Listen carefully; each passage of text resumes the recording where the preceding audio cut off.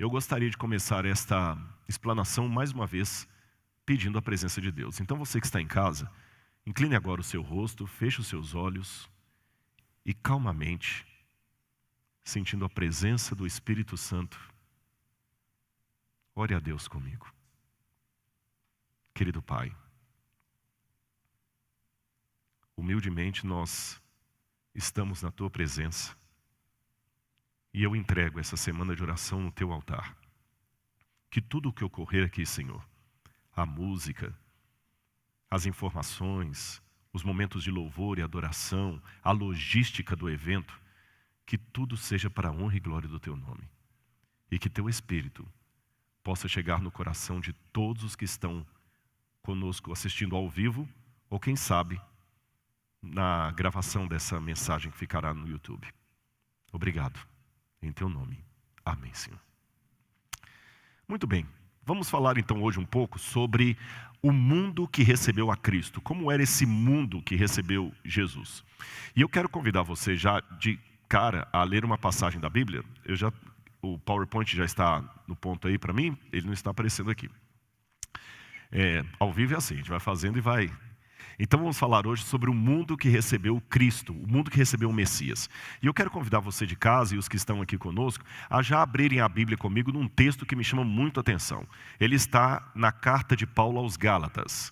Gálatas, capítulo 4, versículo 4.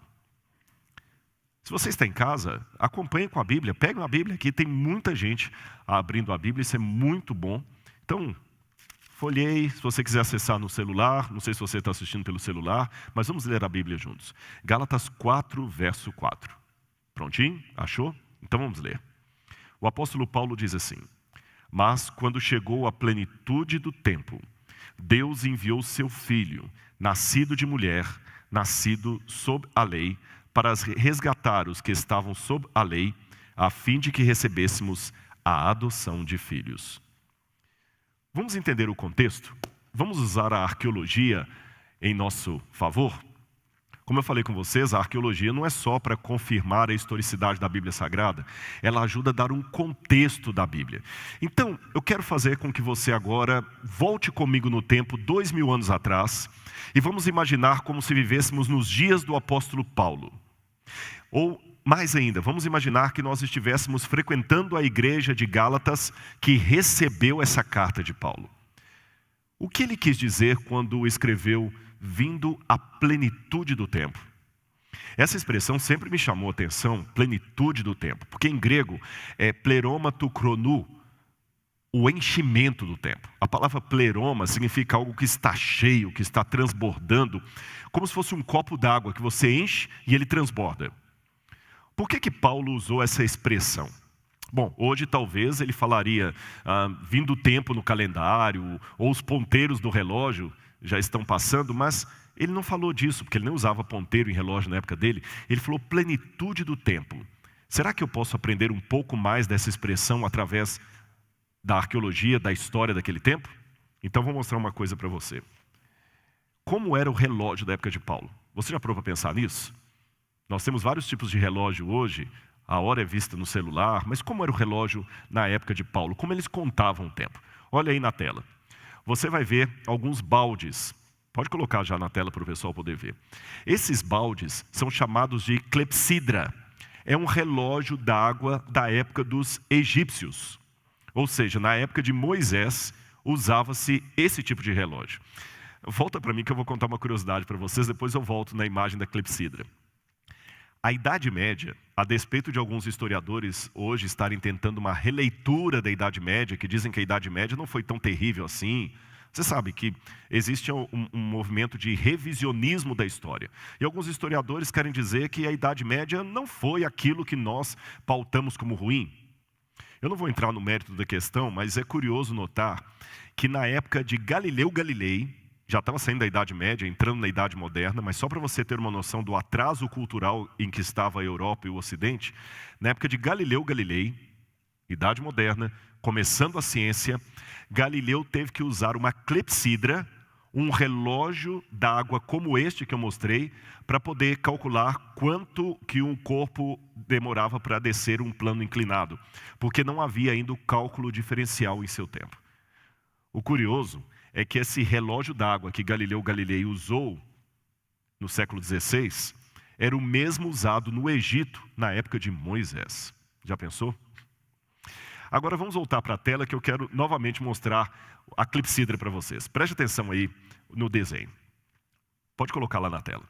Você tem os vários baldes e a água vai caindo de um balde para o outro. Eles mediam o tempo fazendo o seguinte, faziam um furo no balde e a água ia caindo no outro balde. E eles marcavam no balde que estava esvaziando alguns sinais e à medida que a água ia descendo, eles marcavam o tempo.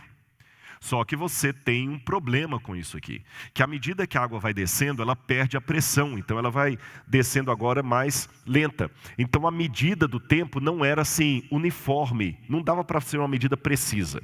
Aí veio um sujeito chamado Quitsébios, de Alexandria, muito inteligente, um Leonardo da Vinci daquela época, o camarada era um gênio. E ele resolveu inventar um relógio, uma clepsidra mais bem elaborada do que a convencional, e queria marcar o tempo de maneira precisa. E na época em que o apóstolo Paulo viveu, o relógio de Quitsébios era o mais preciso que havia. Era o relógio suíço deles, se eu posso dizer assim. Ou o relógio atômico da época. Você quer ver como é que era o relógio que ele inventou? Então vou mostrar para vocês. Lembra que o problema da clepsidra é que você enche o balde d'água, mas à medida que a água vai descendo, ela vai ficando mais lenta e não dá para você medir precisamente o desnível da água. Então olha o que o Quitsébios fez. Coloca o vídeo aqui para mim. Ele inventou esse tipo de relógio. A água caía constantemente ali e ela ia enchendo um outro elemento ali, um outro vasilhame. E à medida que ali enchendo o vasilhame, enchendo pleroma, lembra? E enchendo, o bonequinho vai subindo e marcando o tempo. É lógico que esse vídeo está acelerado. Ele subia de maneira bem lenta, marcando cada pedacinho do dia. Ele ia marcando. Agora o relógio, a clepsidra, ao invés de esvaziar para marcar o tempo, ela ia enchendo. E quando ela chegava no topo, esvaziava e começava de novo. Vou mostrar mais um vídeo para vocês. Coloca na tela, por favor. Olha mais esse outro vídeo aqui. Eu já mostrei a clepsidra, então olha, veja bem, agora não é o esvaziamento, é o tempo enchendo, mas vamos ver um próximo vídeo aí. Pode colocar lá. Aqui vocês estão vendo como era uma clepsidra bem sofisticada da época de Paulo, inventada por esse alexandrino. Ele fazia com que a água caísse de maneira constante em vários vasilhames. E ela caía de tal maneira que a pressão da água não alterava nunca. E ela caía sempre de um vasilhame para o outro, fazendo com que a água fosse gotejando de maneira uniforme, sem perder a pressão, e assim o tempo era medido de maneira exata, quase como um relógio suíço. Mas ele mudou o conceito. Por fazer a água agora encher, ele colocava um pequeno nível, que à medida que a água ia enchendo, o nível ia subindo. Enchendo, subindo, pleroma. E foi tão sofisticado, tão revolucionário esse relógio, que ele conseguiu marcar não apenas as horas do dia, mas também as estações do ano. E o mecanismo fazia com que engrenagens, a partir do movimento da água, movessem, e à medida que a engrenagem ia movendo-se, o nível ia subindo, aí ele está descendo porque a água já está acabando e você tinha que encher de novo. E ele tinha até um apito que mostrava quando o tempo chegava no seu ápice, quando ele chegava no seu todo. E havia até um passarinho que batia as asas e fazia um som. É o primeiro relógio cuco da história. Ele marcava inclusive as estações do ano, marcava os meses, e tudo era marcado na base do enchimento da água. Um relógio de pelo menos 2.200 anos de idade. Agora, olha que interessante. Como você viu em casa esse vídeo, e vocês aqui também, não ficou mais fácil entender por que Paulo usa essa ilustração quando ele diz, vindo à plenitude do tempo? Ou seja, Paulo conhecia esse relógio. Então, quando o relógio chegava no topo, na sua plenitude, é que o tempo tinha chegado no seu ápice. Paulo usou isso como figura de linguagem e falou: vindo o ápice do tempo, a plenitude, o enchimento do tempo, Deus enviou o seu Filho. Nascido de mulher, nascido sob a lei, para resgatar aqueles que estavam condenados pela lei. Mas, para não ficar só na curiosidade da imaginação de Paulo, raciocine comigo. Se Paulo pegou um relógio da época, e você morando em Gálatas, na Galácia, você ia entender isso aqui, a comparação de Paulo. Você pensar, bom, mas quando o relógio chega no ápice, é porque o tempo estava no momento exato. Lembra, uma das características desse relógio d'água que eu mostrei para vocês era a precisão do tempo. Isto demonstra, então, que Deus também, na visão de Paulo, tinha um relógio. E na precisão do tempo de Deus, o Messias veio. Agora, saindo da ilustração de Paulo para a realidade, será que nós temos eventos no entorno do nascimento de Jesus que mostram que realmente o tempo tinha chegado no seu ápice? Eu pergunto isso porque nós estamos vivendo momentos solenes da história deste mundo, e mesmo que nós não saibamos o dia e a hora da volta de Jesus, nós podemos analisar os sinais dos tempos e verificar se não há algo muito extraordinário a acontecer no futuro breve do mundo. Eu quero mostrar para vocês um pouquinho sobre o Império Romano. Como é que era o mundo quando Jesus nasceu? Hoje nós temos aí uma expectativa de muitas coisas mundiais que estão acontecendo, o 5G, o reset, a mudança na economia mundial. Agora já se fala em criptomoedas, o dinheiro agora não é mais lastreado só pelo Tesouro Nacional, você tem moeda virtual. O mundo está passando por uma revolução tão grande que as gerações agora estão mudando muito rápido. Você sabe que um rapaz de 22 anos é um velho para uma criança de 11 anos. Ele já é um idoso, já é outra geração. As coisas estão mudando muito rápidas. Aliás, uma coisa que eu fico feliz é quando alguém mais jovem do que eu não sabe muito bem algum detalhe do YouTube. A glória para mim é quando eu ensino alguma coisa de um Instagram para alguém mais novo. Por que eu falo? Você vê que você não está tão ultrapassado assim. E você percebe que até os mais novos não conseguem acompanhar a tecnologia. Na época que Jesus apareceu no mundo, o que estava expandindo era o Império Romano. Pode colocar aí na tela. O Império Romano ele foi dominando o mundo, e o mundo agora estava, de fato, se tornando globalizado. Roma foi dominando aos poucos, aí você tem um mapa com vários pedaços que Roma foi dominando aos poucos, e você tem, quando ela dominou na época do início, lá 700 anos antes de Cristo, até chegar à época de dominar o que os romanos chamavam de Síria-Palestina, ou a região que nós conhecemos como Israel. E quando Pompeu chegou e tomou a cidade de Jerusalém, tomou a região dos judeus. Mas Roma tinha uma forma interessante de administrar os povos que ela conquistava. Ela os tornava como reis clientes.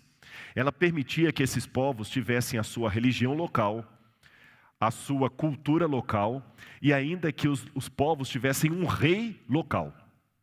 Era uma estratégia dos romanos, porque assim, o que acontecia? Você não tinha risco de uma rebelião, porque se o rei é um deles, desde que o rei seja vassalo ou cliente aos romanos, e fosse solidário ao imperador, nós não teríamos problemas. E eles escolheram, os romanos, Herodes para ser o rei dos judeus. Só que os judeus não gostavam de Herodes. Herodes era meio judeu, meio idumeu, e era um camarada horrível de personalidade. Bom, vamos continuar. Olha esse livro que eu li certa vez, me chamou muito a atenção, e a partir desse livro eu fui fazer a pesquisa que eu estou passando para vocês hoje. Coloque aí na tela, por favor. É um livro do Rabi Abba Hillel Silver. Ele escreveu um livro sobre a história da especulação messiânica em Israel. E ele diz o seguinte: o aumento da fé messiânica não era uma intensificação de esperança resultante da perseguição de Roma, mas sim da prevalecente crença induzida pela cronologia popular daquele tempo da vinda do Messias. Essa citação do livro me chamou bastante atenção. Eu falei, o que ele quis dizer com isso? É um rabino, de acordo com a cronologia daquele tempo. Ou seja, Havia uma cronologia naquele tempo que indicava que o Messias estava chegando. E deu um nó na minha cabeça isso, eu vou falar com vocês por quê. Porque a única profecia de tempo que eu conheço marcando a vinda do Messias é Daniel capítulo 9, as 70 semanas. Mas as 70 semanas, elas marcam quando Jesus seria ungido e crucificado. As 70 semanas não marcam quando Jesus nasceria. Mas pelo que o rabino disse, havia alguma expectativa profética de quando o Messias nasceria. Aí eu comecei a investigar isso aí para tentar descobrir alguma coisa. Aí eu descobri algo interessante. Olha na tela aí para você. No Talmud, o Rabi Judá, que é um dos principais compiladores do Talmud, das regras talmúdicas, ele diz que todas as datas predestinadas para a redenção já haviam se passado. E quando você vai lendo mais o tratado dos judeus do Talmud, o que é o Talmud, Rodrigo? Eu vou explicar para você. O Talmud é uma coletânea de livros que os judeus foram juntando a partir do ano 90 depois de Cristo até por volta do ano 250. E esses livros são como se fossem um vademecum da cultura judaica. Toda legislação judaica está ali. Como é que você deve guardar o Shabat, como é que você deve preparar uma carne na sua casa, o que alimentos você tem que evitar, não evitar. Os rabinos prepararam aquilo. E para muitos judeus, o Talmud tem quase o status de escritura sagrada.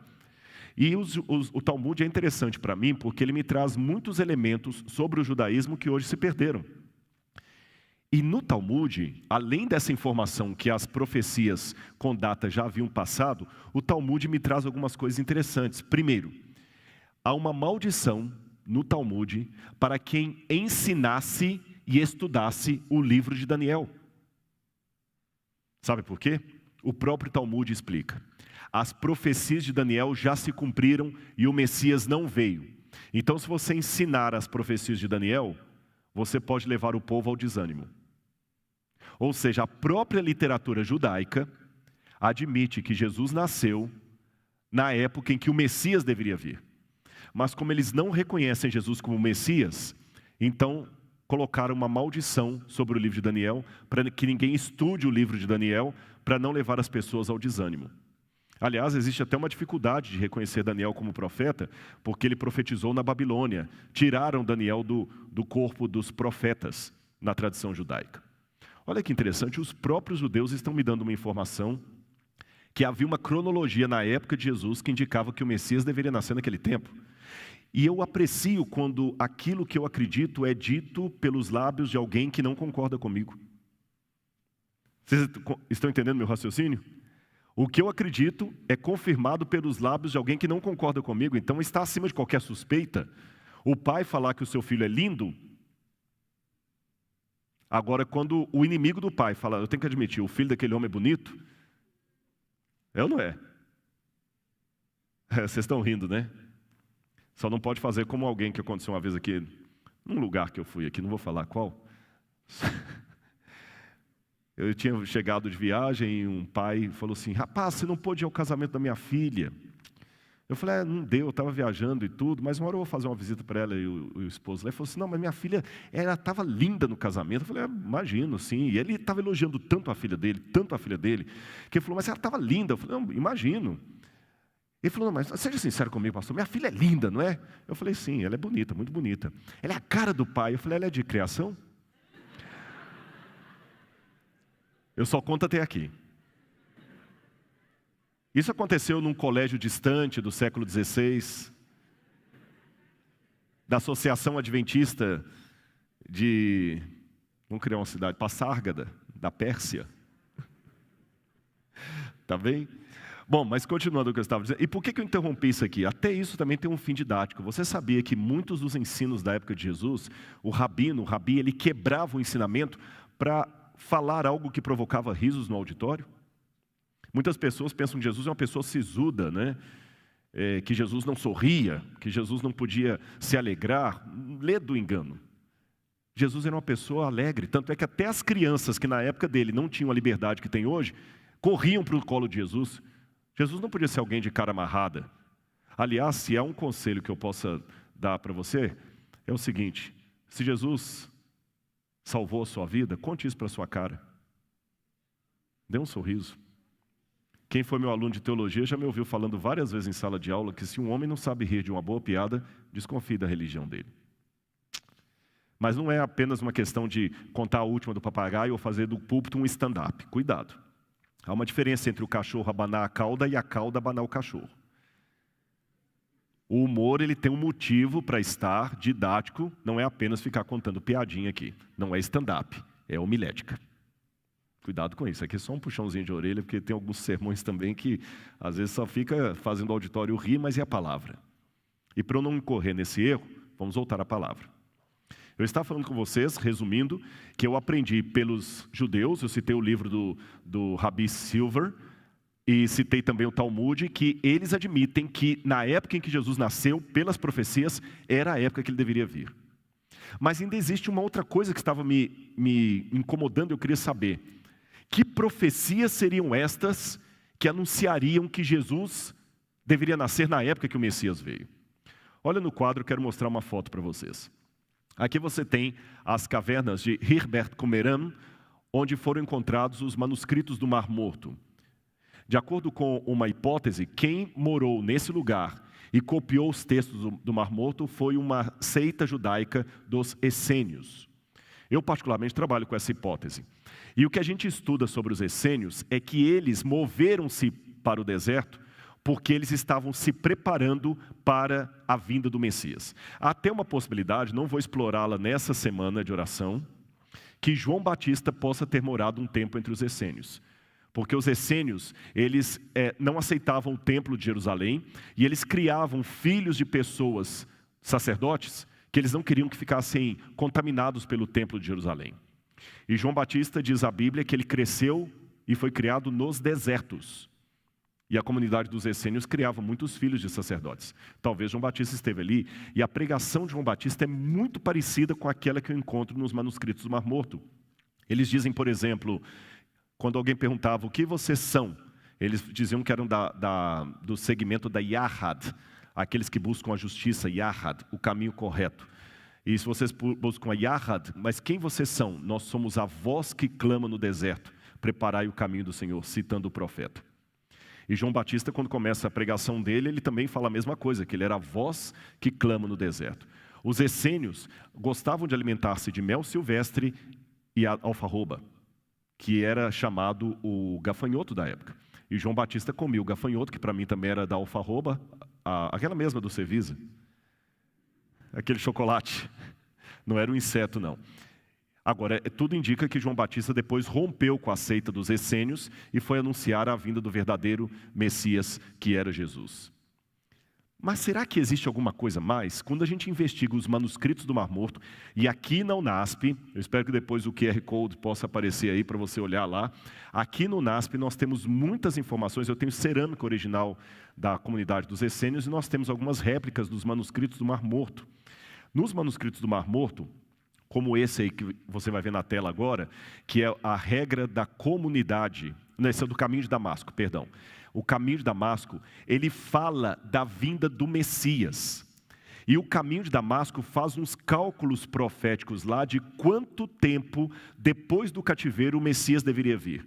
E eles colocam que passaria um período de 390 anos, depois um período de 20 anos, depois de 40 anos, e o Messias viria. Como você pode ver pela foto, o manuscrito está fragmentado, ele está deteriorado, nós não temos o quadro completo. Mas, e é por isso que alguns acham que a data que o manuscrito está falando é do nascimento ou da vida de Onias, que seria um dos fundadores da seita dos essênios. Mas há outros estudiosos, eu não vou aqui entrar em detalhes técnicos para não cansar você, que acreditam que os essênios tinham um cálculo profético que chegava até mais ou menos entre o ano 6 e o ano 3 antes de Cristo, como sendo a época em que o Messias haveria de nascer. O curioso é que esse mesmo documento que eu mostrei a foto para vocês, o documento de Damasco, ele fala que depois que o Messias fosse morto, passariam cerca de 40 anos e o juízo de Deus cairia sobre os ímpios dentre o povo de Israel e o sacerdote ímpio. E o curioso é que o Talmud também fala que 40 anos antes de Jerusalém ser destruída, o templo começou a ter situações muito estranhas ali. E curiosamente, Foi em torno de 40 anos antes do templo ser destruído que Jesus foi morto na cruz do Calvário. Continuando aqui a nossa pesquisa, outra coisa que eu noto. Na época de Jesus, começaram a surgir muitos candidatos a Messias. Olha aí no quadro. Eles todos eram líderes rebeldes. Você tem, por exemplo, Judas, o Judas Galileu, você tem Simão, você tem Judas da Galileia, você tem João de Giscala, vários Teutas, vários desses homens diziam, eu sou Messias. E qual que era a plataforma deles, a política deles? Ódio aos romanos. Eles acreditavam que o Messias viria para livrar o povo de Roma. E por isso eles queriam proclamar uma guerra santa, uma jihad não islâmica, judaica. Pegarem armas, mandar embora os romanos. E muitos desses homens aqui diziam que eles eram o líder trazido por Deus. O curioso, sabe o que é? É que se esses homens começaram a aparecer justamente nessa época da história do judaísmo, é porque havia profecias que apontavam que o Messias nasceria naquele tempo. Eu vou explicar isso melhor para você, você vai entender. Apesar da esperança messiânica ser um fio condutor que vai desde o Gênesis até o livro de Malaquias, para falar do Antigo Testamento, você não encontra na história do judaísmo movimentos messiânicos antes do cativeiro da Babilônia. Você não encontra. Na época dos profetas, dos juízes, dos reis de Israel, não. Mas é curioso notar, e os estudiosos admitem isso, que exatamente ali no entorno do nascimento de Jesus, uns 50 anos antes de Jesus nascer e uns 100 anos depois que ele nasceu, a quantidade de judeus dizendo, eu sou o Messias e estou aqui, é muito grande. Então vamos pegar uma ideia disso? Por que apareceram tantos candidatos a Messias de uma só vez? Fazendo um paralelo. Quando é que a televisão começa a encher de pessoas candidatos a vereador, deputado, senador? É na época que tem uma eleição. Não faz sentido alguém da comunidade chegar no dia 2 de fevereiro aqui e começar a entregar folheto, olha, votem em mim. Ele não vai fazer isso. Se começam a aparecer candidatos a vereador, é porque chegou a época das eleições. Entendeu a comparação que eu estou fazendo? Se começaram a aparecer candidatos a Messias, é porque havia na época uma atmosfera de que o Messias havia de nascer. Agora você pode falar, Rodrigo, e por que a Bíblia não traz todos esses detalhes que você está apresentando? Em primeiro lugar, porque a Bíblia é a palavra de Deus, mas ela não é um livro que traz todas as informações. Segundo lugar, porque Deus também tinha uma mensagem especial para aqueles que viviam fora do circuito bíblico. Eu vou chegar daqui a pouco. Vamos falar um pouquinho mais sobre o Messias. Se eu for ao livro de Daniel, você vai ver que em Daniel capítulo 9, é o primeiro lugar da Bíblia que fala de maneira clara qual seria o papel do Messias. Daniel capítulo 9, versículo 25, fala aqui qual seria o papel do Messias. Eu vou ler para vocês aqui, ó.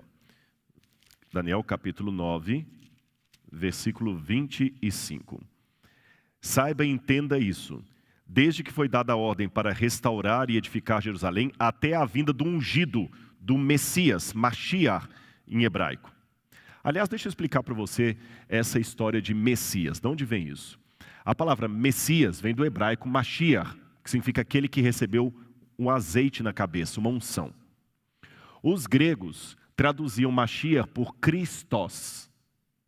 Quem é católico sabe que a Igreja Católica, depois da época do catecismo e da primeira comunhão, faz a crisma, que é a confirmação da fé católica. E a crisma é quando o padre coloca um pouco de azeite na cabeça do fiel.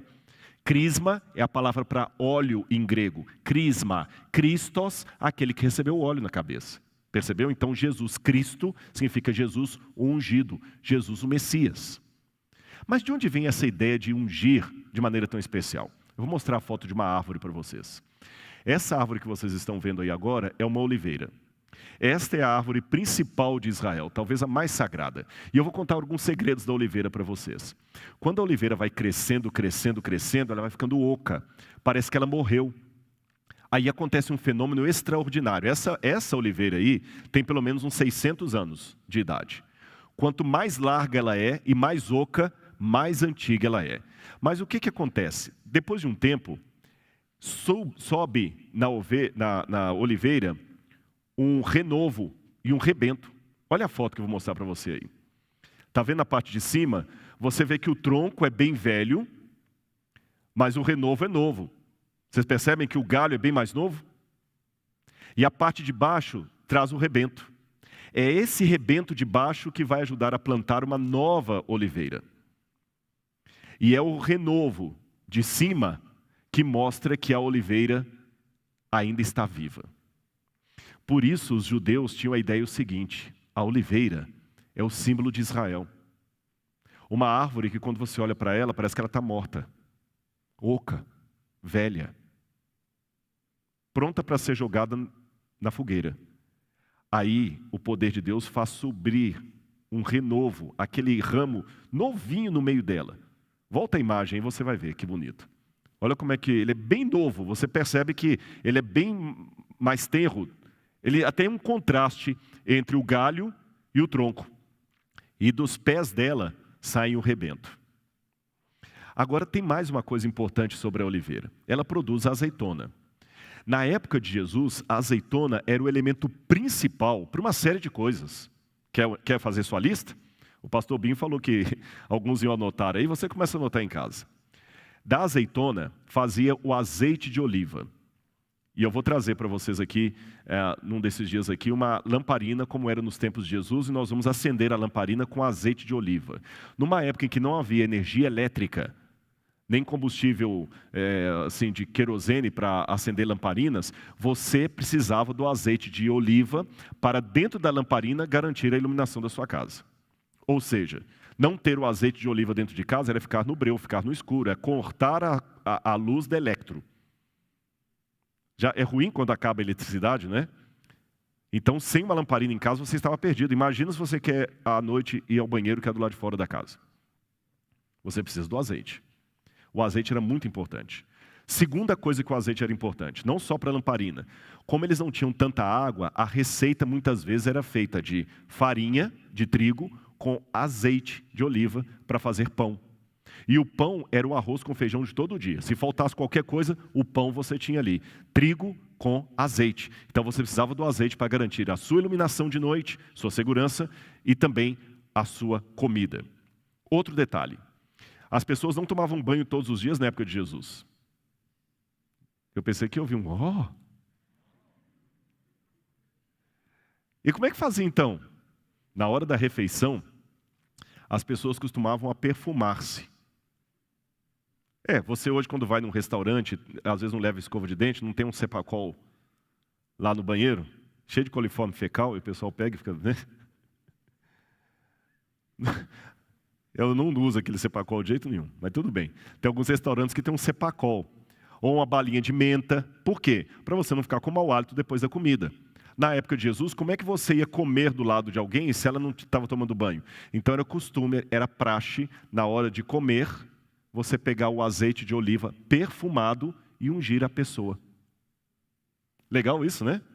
E o perfume hoje, eu não sei que tipo de essência que ele é diluído, pode ser álcool, mas naquela época o perfume era diluído no azeite. Unges minha cabeça com óleo, meu cálice transborda. É a cena de uma ceia. Percebeu? Quando a pessoa morria também, era o azeite que eles acabavam ungindo todo o corpo da pessoa. E falei de morte, tem que falar de vida também. Médicos. Naquela época, o remédio era sempre diluído em azeite. Porque o azeite tinha vários poderes ali cicatrizantes, ele ajudava também como fala assim, na esterilização dos instrumentos. Lembra a parábola do bom samaritano? Que quando ele ficou ferido, o sujeito colocou vinho e azeite nas feridas. Olha quanta coisa era importante. Para a gente, a azeitona é só um azeite para colocar na salada. Para eles, a azeitona, a oliveira, era muito mais do que isso. Vamos recapitular? A oliveira era a garantia de iluminação à noite, era a garantia de remédio para a medicina, era a garantia de bom cheiro na hora da comida, era a garantia de uma unção respeitosa na hora que você estava morto, era a garantia do seu pão de cada dia. Por isso que eles colocavam a unção como um emblema nacional. Quando alguém ia ser sacerdote, ele era ungido. Quando alguém ia se tornar rei, antes de ser coroado, ele era ungido. Ou seja, todo judeu na vida era um ungido, era um Messias.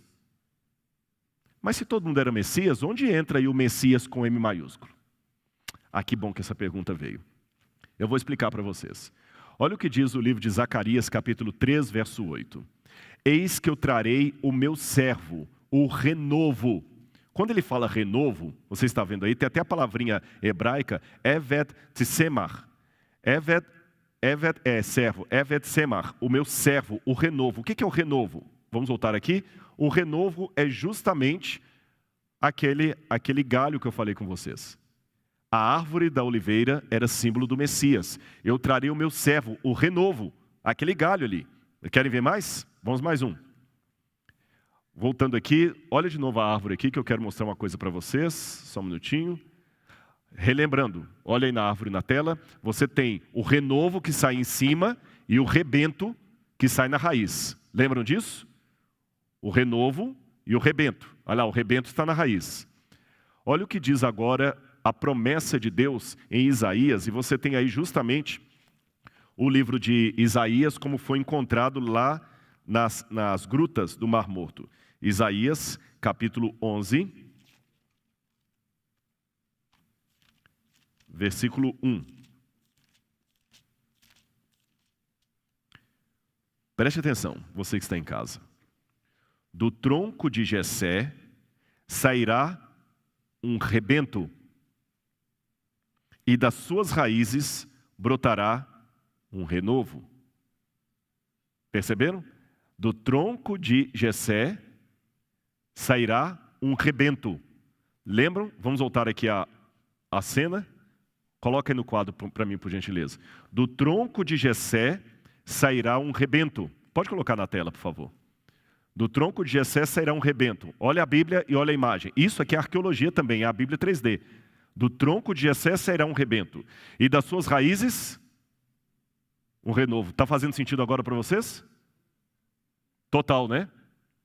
É interessante que a palavra que aparece em hebraico aqui, para rebento, é roter. Então você tem tsemar e roter. Mas sabe qual que é a palavra hebraica para raízes? Netzer.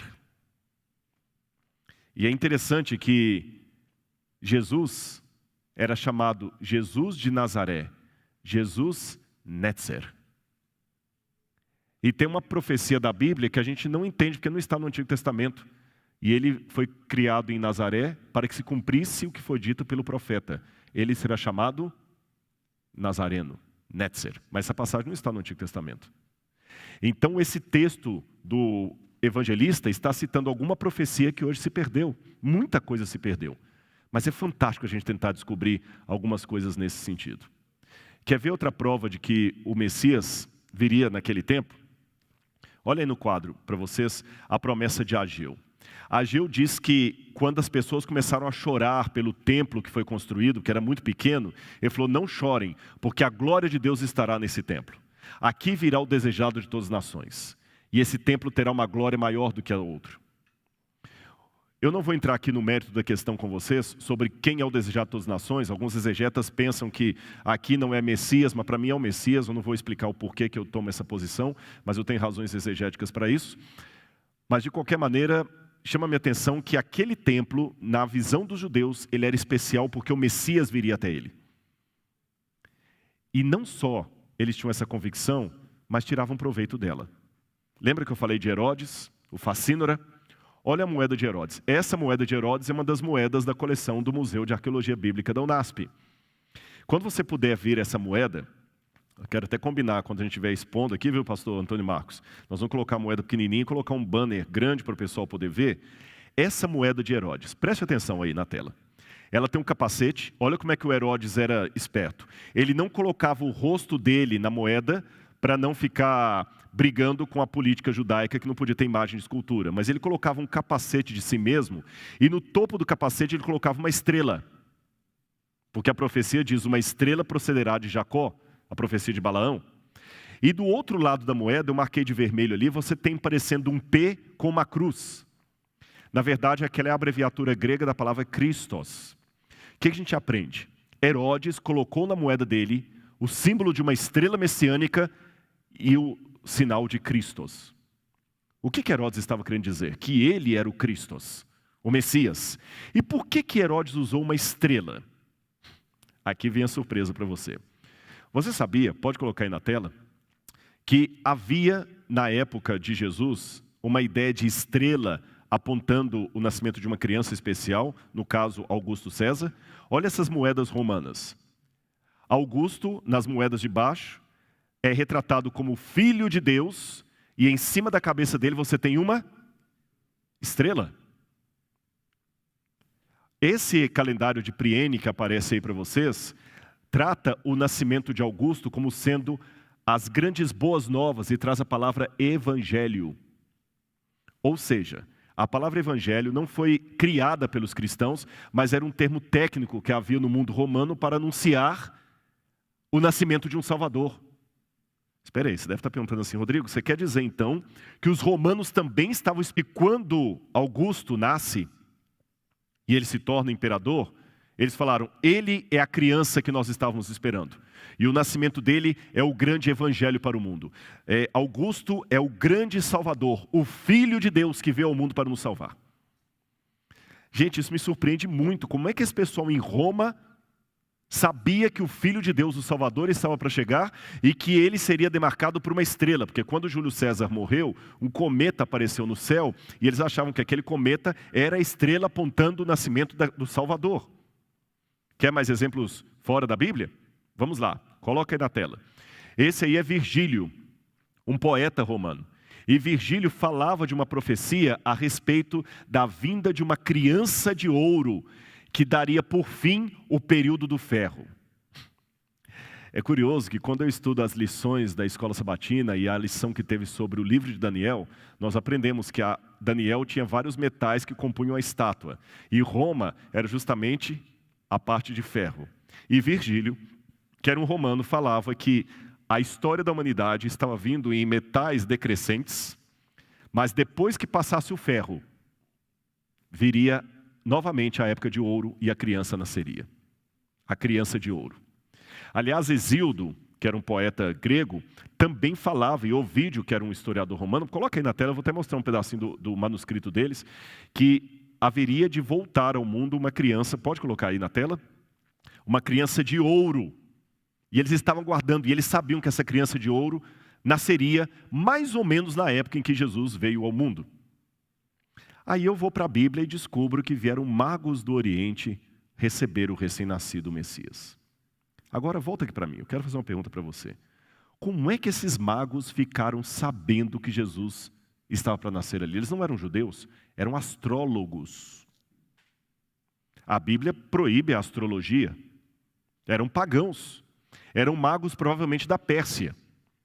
E vieram de longe. Eu estive no Irã. E, gente, o Irã para Israel é muito longe. É lógico que não foi numa mesma viagem. Senão não entraria num país ou no outro. Mas é muito longe. E era um país riquíssimo. Eles vieram atravessando lá os Montes Urais, eles gastaram meses nessa viagem. Por que esses magos vieram? E como eles ficaram sabendo que o Messias estava chegando? Lembre, a profecia de Daniel capítulo 9 não aponta para o nascimento de Jesus. Aponta para quando ele se tornaria ungido, do batismo dele. Como que aqueles magos sabiam a cronologia dos fatos? Eu quero mostrar para vocês uma coisa que me surpreendeu. Deixe-me ler algumas passagens da Bíblia com você. Vamos começar com João capítulo 1, verso 9. Pode colocar na tela aí. O João, o Evangelho, diz assim: estava chegando ao mundo a verdadeira luz que ilumina todos os povos. Então não era só os judeus que deveriam estar sabendo da vinda do Messias. Volta para mim. Seria muito injusto da parte de Deus trazer o filho dele ao mundo e só contar para os judeus. Eu não vou entrar no mérito da questão, existe um debate na missiologia sobre como é que nós devemos entender a salvação daqueles povos que não tiveram contato com o Evangelho. Alguns seguem uma escola inclusivista, achando que todo o caminho leva a Deus. Outros exclusivistas, é só o cristianismo. Na minha opinião, eu sou radical em dizer que a única salvação é através de Jesus, eu não abro mão disso. Mas eu acredito que Deus se revelou a outros povos de uma maneira que eles possam compreender. A salvação é única e exclusivamente acerca de Jesus. Mas a misericórdia de Deus tem que atingir aquele que não teve o conhecimento teológico sobre Jesus. É o que o João está falando. Vamos voltar para a tela. A luz que ilumina todos os homens. João 10,16 continua dizendo, Jesus falando, tenho outras ovelhas que não são desse aprisco. É necessário que eu as conduza também. Elas ouvirão a minha voz e haverá um só rebanho e um só pastor. E esse texto, para mim, de Amós, é um dos mais lindos. Povo de Israel, diz o Senhor, eu amo o povo da Etiópia tanto quanto amo vocês. Assim como eu trouxe vocês do Egito, eu também trouxe os filisteus da ilha de Creta e os arameus da terra de Quir. Irmãos, esse texto para mim é um tapa na cara do orgulho religioso. Eu sou um adventista do sétimo dia, convicto da minha fé. Por isso eu sou adventista e não testemunho de Jeová, mórmon ou presbiteriano. Eu sei porque eu sou adventista. Mas eu não tenho medo de afirmar que a igreja de Deus é maior do que a igreja adventista. Porque ela é feita dos sinceros que estão aqui concordando comigo e com a multidão de sinceros maior do que a que está aqui, que discordam de mim, mas são sinceros a Deus. Estão aí fora. É por isso que você que está me assistindo hoje, mesmo que você não seja adventista, você é meu irmão. Eu não posso discriminar você. A minha convicção religiosa não pode me obliterar de deixar Deus ser Deus e o Espírito soprar onde Ele quer. Esse texto de Amós é muito concludente. A gente só pensa em Deus agindo em Israel. Deus agiu em vários povos. Olha o que ele diz, assim como eu trouxe vocês do Egito, eu trouxe os filisteus de Creta. E os filisteus eram até inimigos de Israel. Imagina um judeu chauvinista lendo Deus falar que ele amava tanto Israel quanto os arameus, que eram inimigos. A luz vai a todo mundo. E olha esse texto do livro Desejado de Todas as Nações que me chama a atenção sobre os magos. Preste atenção aí na tela, eu vou ler com você. Os magos do Oriente, diz o livro Desejado de Todas as Nações, eram filósofos, homens justos que estudavam as indicações da providência na natureza, como honrados por sua integridade e sabedoria. A luz de Deus está sempre brilhando entre as trevas do paganismo. Eu vou repetir essa parte. A luz de Deus está sempre brilhando entre as trevas do paganismo. Volta para mim. Um comentário aqui. Pregar o Evangelho, como eu estou fazendo agora para você em casa, é um dever e um privilégio, mas não pode ser uma soberba intelectual. Deus não depende de mim para terminar a obra dele. Ele me dá o privilégio de participar de algo que ele não precisaria da minha ajuda. Então, toda vez que você pregar o Evangelho, lembre que Deus não precisa de advogados. Ele precisa de testemunhas. Testemunhas que preguem com convicção aquilo que eles acreditam, sem perder o amor e o respeito por aquele que não vê a coisa na mesma luz que ele está vendo. Deus não deixou de brilhar a luz no paganismo, nas trevas. Repito, pregar o Evangelho, para quem é cristão, é um dever e um privilégio. Mas não pense que Deus está dependendo de você. Se você se calar, as pedras clamarão. Então deixe Deus ser Deus e faça a sua parte com humildade e sensação de privilégio. Porque em Judá, todo mundo sabendo sobre as profecias de Daniel e tudo mais, ninguém estava esperando o Messias. E 3 astrólogos no paganismo receberam a luz que os sacerdotes do templo de Jerusalém não receberam. A história pode acontecer hoje de novo. Vamos continuar aqui? O livro Desejado de Todas as Nações continua dizendo que eles tinham ali mais claro entendimento, eles se voltaram para a escritura dos hebreus. Mas, detalhe, guardados como tesouro em sua própria terra, havia escritos proféticos que prediziam a vinda de um mestre divino. Balaão pertencia aos magos, conquanto fosse em tempos profeta de Deus e pelo Espírito Santo predissesse. O aparecimento do Messias em suas profecias haviam sido conservadas de século em século.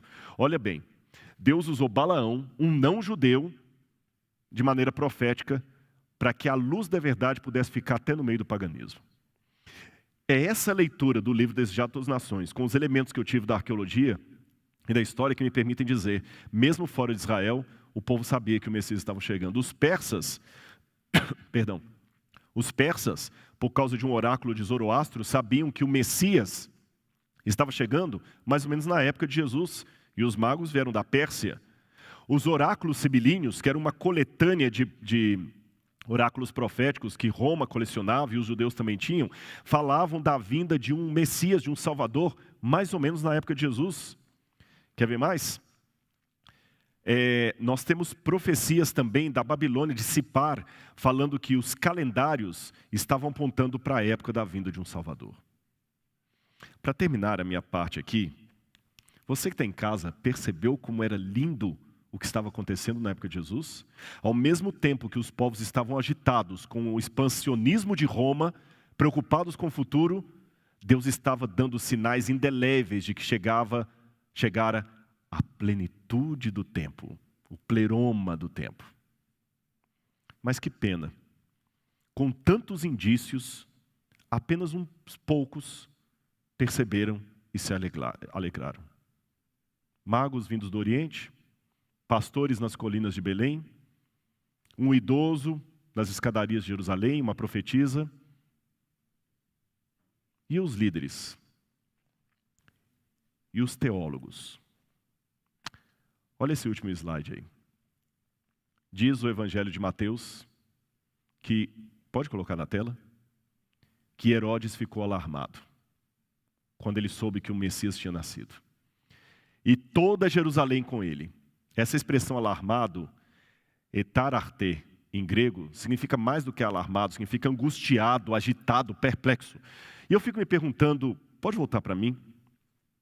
Por que Herodes ficou alarmado e toda Jerusalém com ele? Bom, é lógico que aqui eu tenho uma hipérbole. Lembra que coisas importantes precisam ser ditas sentadas? Não foi toda Jerusalém que ficou alarmada? Mas a despeito da hipérbole, por que será que Herodes e vários ali ficaram perplexos?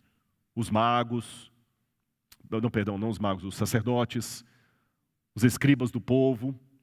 Sim, porque a Bíblia fala que Herodes os consultou e falou, onde é que deve nascer o Messias? É em Belém. E toda Jerusalém se alarmou com Herodes. Eu tenho algumas explicações. Talvez a cidade se alarmou porque correu nas ruas. Gente, diz que o Messias nasceu e Herodes está furioso. Herodes era uma pessoa que não valia o prato que comia. Ele teve a coragem de matar a própria esposa que ele mais amava, Mariamne, o seu irmão que ele tanto amava, e até os seus filhos, porque todo mundo que aparentemente ameaçava-lhe o poder, ele mandava matar. Ele era um esquizofrênico, eu nem sei se é esse o diagnóstico, mas ele era um louco. E o que é pior, porque se a pessoa só tem um problema emocional, os psicólogos sabem que tem que ser tratado, mas se a pessoa ainda tem junto com isso um problema de caráter, como era o caso de Herodes, a potencialização da loucura dele ficou astronômica. E o medo das pessoas? Imagina se Herodes agora manda matar todo mundo. Eles ficaram com medo. O medo do que Herodes podia fazer foi maior do que a alegria da chegada do Messias.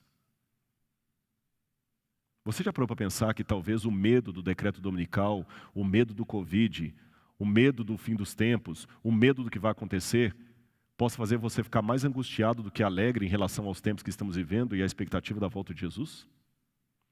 Uma segunda razão, porque talvez Herodes se alarmou e toda Jerusalém com ele. Quando Simeão pega Jesus nas escadarias do templo, ele fala com Maria assim, essa criança será um sinal de contradição. Porque alguns serão salvos por ela e outros vão se perder. Uns entrarão no reino, outros no lago de fogo e enxofre. O evangelho é um sinal de contradição. Por isso eu posso falar para você que está me assistindo de casa, que a volta de Jesus é uma boa e uma má notícia. A boa notícia é que ele vai voltar. E a má notícia, se você não estiver preparado, ele vai voltar. Terceira razão, talvez eles não se alegraram com a vinda do Messias por causa da profecia antiga. A profecia dizia, o cetro não se arredará de Judá, nem o bordão, até que venha Siló. ou Messias, e todos se submetam a ele. Aqui eu vou para a última parte, para fazer uma pergunta para você que está em casa.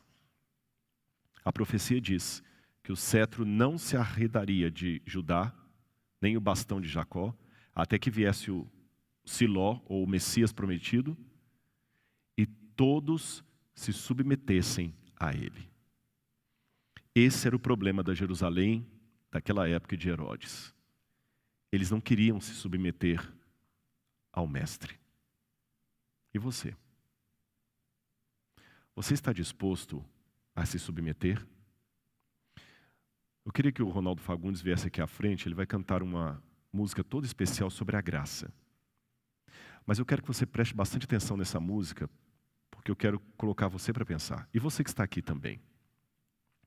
Eu vou contar um segredo para vocês. Eu não sei nadar. Já mergulhei, já fiz mergulho de cilindro, mas eu confesso, eu não sei nadar. Mesmo não sabendo nadar, eu aprendi uma coisa que é muito valiosa. Não atrapalhar o bombeiro que vier me socorrer. Eu sei que se eu estiver na água, desesperado, faltando fôlego, dando braçadas e não sentindo o chão debaixo do meu pé, a hora que o bombeiro vier me tirar dali, ou salva-vidas, a tendência é me debater mais ainda e acabar levando junto comigo para as profundezas. Para ser salvo pelo bombeiro ou pelo salva-vidas, eu tenho que me submeter. Eu tenho que parar de me debater, vencer o pânico, relaxar e facilitar o trabalho dele me tirar da água. Qual que é o seu papel na salvação? Não atrapalhar o papel de Deus. O problema é que muita gente, talvez que está me ouvindo hoje, luta para não se submeter. Você tem experiência demais, você tem mestrado, tem doutorado, tem dinheiro, tem capacidade cognitiva, é um atleta, é um rosto lindo da internet. Se você não se submeter, você não vai ver o Messias como um salvador, e sim como um concorrente, e vai ficar alarmado como Herodes. Assim como na época de Jesus, o mundo inteiro está dando sinais de que o Messias vai voltar, mesmo fora do corpo do povo de Deus. Isso ficou claro, Ronaldo, eu espero, né? Ou seja, nós falamos aqui de fragmentos de história. Eu não tenho o quadro completo das profecias que os magos estudaram, mas eu tenho indícios que eles sabiam que alguém especial estava nascendo naquela época, tanto é que pensaram que era Augusto. Hoje também, muitas pessoas que não conhecem a Bíblia Sagrada já estão sendo alertadas de que o fim do mundo está chegando e Jesus está voltando. Há muçulmanos que vivem na janela 1040, que estão tendo sonhos com um homem de branco chamado Issa, que é Jesus em árabe, e estão procurando igrejas cristãs, estão recebendo estudos bíblicos por sonhos. Estamos revivendo os tempos. Os indícios estão aí, assim como estavam no primeiro século, de que algo muito extraordinário está perto de acontecer. De que lado você estará? Dos pastores, dos magos, ou de Herodes e dos que se alarmaram com ele? Aceite a graça de Cristo e lembre-se, para ser salvo, você tem que se entregar, se submeter. Olha para mim aqui. Nós estamos começando a semana de oração. Oração, revivamento e louvor. Mas eu não quero falar apenas para os alunos que estão presentes aqui. Eu quero falar para eles e para você que está em casa. Aceite a graça de Cristo. Ela é um dom imerecido de Deus. Foi ela que me alcançou. Por isso que eu estou falando aqui para você. E eu peço licença a você que está em casa para me dirigir também ao auditório aqui. Eu sei que vocês, alunos, os que puderam vir, é lógico, por causa do distanciamento e tudo mais, talvez vieram cumprir algo do calendário da escola. Mas eu vou orar todos os dias para que o Espírito Santo não deixe você em paz, se você precisa tomar uma decisão ao lado de Cristo. Ele quer salvar você. Olha, você pode esquecer todos os nomes que eu usei, todas as datas, todas as informações, mas lembra disso. Deus está mais interessado em salvar você do que uma mãe de tirar um filho de uma casa pegando fogo. Não atrapalhe o trabalho dele. Graça. É de graça, mas não é barata. Vamos orar agora a esse Deus e pedir que a graça dele entre em nosso coração. Feche os seus olhos, você que está em casa, o auditório aqui também, nós vamos orar a Deus. Querido Pai, obrigado porque nós fizemos a primeira noite já. Amanhã teremos mais um encontro para falar da Tua Palavra e que o Senhor possa estar conosco sempre. Dá-nos a Tua graça, Senhor. Se tem alguém me ouvindo presencialmente ou à distância, que precisa ser alcançado por Ti, ó Pai de amor, por favor, toca nesse coração. Esse coração duro que ainda está resistindo, que está cheio de senões e perguntas e fórmulas e teses e técnicas. Quebra tudo isso pelo Teu poder, Senhor. Quebra o coração de pedra com o Teu sorriso, Pai. A única coisa que a gente mais queria agora, Jesus, era ver o Teu sorriso. A gente queria ver o Teu sorriso, Senhor. Mas já que não podemos olhar com os olhos da carne, nós Te imaginamos com os olhos da fé. Abraça-nos, Deus. Do Teu abraço não precisamos de distanciamento. Abraça agora. Tem muita gente que precisa do Teu abraço agora, Senhor. Só não precisa falar nada, nada. Só abraça. E faz com que essa irmã, irmão, sintam agora o Teu abraço. Em nome de Jesus. Amém, Senhor.